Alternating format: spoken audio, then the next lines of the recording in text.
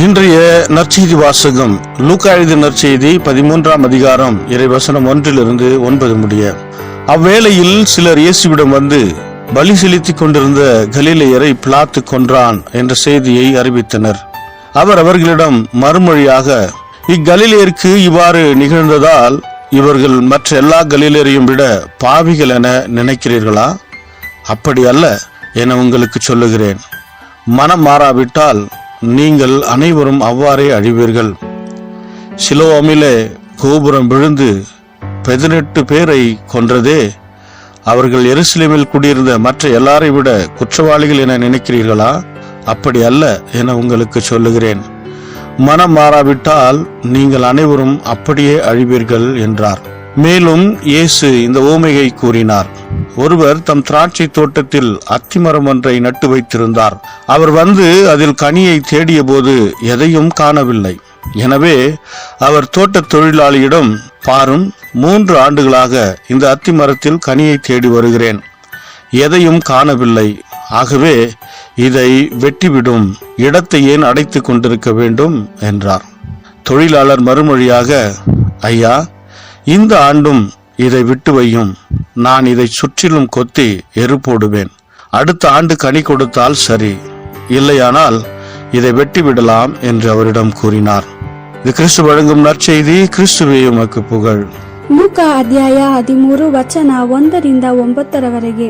ಅದೇ ಸಮಯದಲ್ಲಿ ಅಲ್ಲಿದ್ದ ಕೆಲವರು ಯೇಸುವಿನ ಬಳಿಗೆ ಬಂದು, ಗಲಿಲೆಯದಲ್ಲಿ ಯಜ್ಞ ಅರ್ಪಿಸುತ್ತಿದ್ದವರನ್ನು ಪಿಲಾತನು ಕೊಲ್ಲಿಸಿದ್ದನ್ನು, ಅವರು ಯಜ್ಞವಾಗಿ ಅರ್ಪಿಸಿದ ಪಶುಗಳ ರಕ್ತದೊಡನೆ ಅವರ ರಕ್ತವನ್ನು ಬೆರೆಸಿದ್ದನ್ನು ಯೇಸುವಿಗೆ ತಿಳಿಸಿದರು. ಯೇಸು ಅವರಿಗೆ, ಕೊಲೆಗೀಡಾದವರು ಗಲಿಲೆಯದ ಇತರರೆಲ್ಲರಿಗಿಂತ ಹೆಚ್ಚು ಪಾಪಿಗಳಾಗಿದ್ದಾರೆಂದು ಭಾವಿಸುತ್ತೀರೋ? ಇಲ್ಲ, ಅವರು ಅಂತಹ ಪಾಪಿಗಳಾಗಿರಲಿಲ್ಲ. ಆದರೆ ನೀವು ನಿಮ್ಮ ಪಾಪಗಳಿಗಾಗಿ ಪಶ್ಚಾತ್ತಾಪಪಟ್ಟು ದೇವರ ಕಡೆಗೆ ತಿರುಗಿಕೊಳ್ಳದಿದ್ದರೆ ಅವರಂತೆಯೇ ನಾಶವಾಗುವಿರಿ. ಸಿಲೋವ ಎಂಬಲ್ಲಿ ಗೋಪುರ ಕುಸಿದು ಬಿದ್ದಾಗ ಸತ್ತು ಹೋದ 18 ಮಂದಿಯ ಕುರಿತು ನಿಮ್ಮ ಅಭಿಪ್ರಾಯವೇನು? ಜೆರುಸಲೇಮಿನಲ್ಲಿ ವಾಸವಾಗಿದ್ದ ಇತರರೆಲ್ಲರಿಗಿಂತಲೂ ಅವರು ಹೆಚ್ಚು ಪಾಪಿಗಳಾಗಿದ್ದಾರೆಂದು ಭಾವಿಸುತ್ತೀರೋ? ಅವರು ಅಂತಹ ಪಾಪಿಗಳಾಗಿರಲಿಲ್ಲ. ಆದರೆ ನೀವು ನಿಮ್ಮ ಪಾಪಗಳಿಗಾಗಿ ಪಶ್ಚಾತ್ತಾಪಪಟ್ಟು ದೇವರ ಕಡೆಗೆ ತಿರುಗಿಕೊಳ್ಳದಿದ್ದರೆ ಅವರಂತೆಯೇ ನಾಶವಾಗುವಿರಿ ಎಂದು ನಾನು ನಿಮಗೆ ಹೇಳುತ್ತೇನೆ ಎಂದು ಉತ್ತರಿಸಿದನು. ಯೇಸು ಈ ಸಾಮ್ಯವನ್ನು ಹೇಳಿದನು. ಒಬ್ಬನು ತನ್ನ ತೋಟದಲ್ಲಿ ಒಂದು ಅಂಜೂರದ ಮರವನ್ನು ನೆಡೆಸಿದನು. ಒಮ್ಮೆ ಅವನು ಆ ಮರ ಹಣ್ಣು ಫಲಿಸಿರಬಹುದೆಂದು ಅಲ್ಲಿಗೆ ಬಂದನು. ಆದರೆ ಅವನು ಅದರಲ್ಲಿ ಒಂದು ಹಣ್ಣನ್ನು ಕಾಣಲಿಲ್ಲ. ಅವನು ತನ್ನ ತೋಟವನ್ನು ನೋಡಿಕೊಳ್ಳುವುದಕ್ಕಾಗಿ ಒಬ್ಬ ತೋಟಗಾರನನ್ನು ನೇಮಿಸಿದನು. ಅವನು ತನ್ನ ಆ ಸೇವಕನಿಗೆ, ಈ ಮರವು ಹಣ್ಣು ಬಿಡುವುದೆಂದು ನಾನು 3 ವರ್ಷದಿಂದ ಕಾಯುತ್ತಿದ್ದೇನೆ, ಆದರೆ ಇದು ಹಣ್ಣನ್ನು ಬಿಡಲೇ ಇಲ್ಲ. ಇದನ್ನು ಕತ್ತರಿಸಿ ಹಾಕು, ಇದು ಭೂಮಿಯ ಸಾರವನ್ನೇಕೆ ವ್ಯರ್ಥಗೊಳಿಸಬೇಕು ಎಂದು ಹೇಳಿದನು. ಆದರೆ ಆ ಸೇವಕನು, ಯಜಮಾನನೇ, ಇನ್ನೊಂದು ವರ್ಷ ತಾಳಿಕೋ, ಅದು ಫಲವನ್ನು ಕೊಡಬಹುದು. ಅದರ ಸುತ್ತಲೂ ಅಗೆದು ಸ್ವಲ್ಪ ರಸಗೊಬ್ಬರವನ್ನು ಹಾಕುತ್ತೇನೆ. ಆಗ ಮುಂದಿನ ವರ್ಷ ಈ ಮರ ಫಲವನ್ನು ಕೊಡಬಹುದು. ಒಂದು ವೇಳೆ ಇದು ಫಲವನ್ನು ಕೊಡದಿದ್ದರೆ ನೀನು ಇದನ್ನು ಕಡಿದು ಹಾಕು ಎಂದು ಉತ್ತರಿಸಿದನು. ದೇವರ ವಾಕ್ಯವಿದು. ದೇವರಿಗೆ ಕೃತಜ್ಞತೆ ಸಲ್ಲಲಿ. Gospel according to Luke chapter 13 verse 1-9.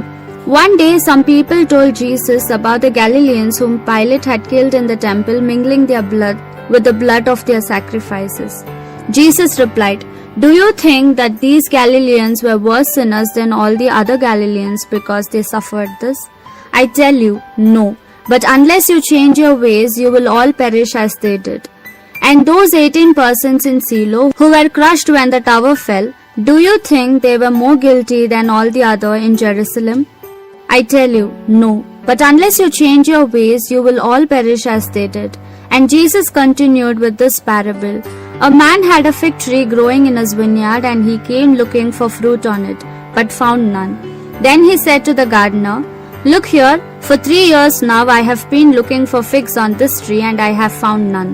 Cut it down. Why should it use up the ground?"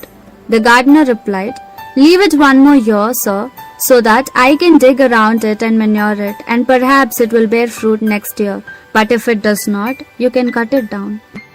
This is the word of the Lord. Thanks be to God.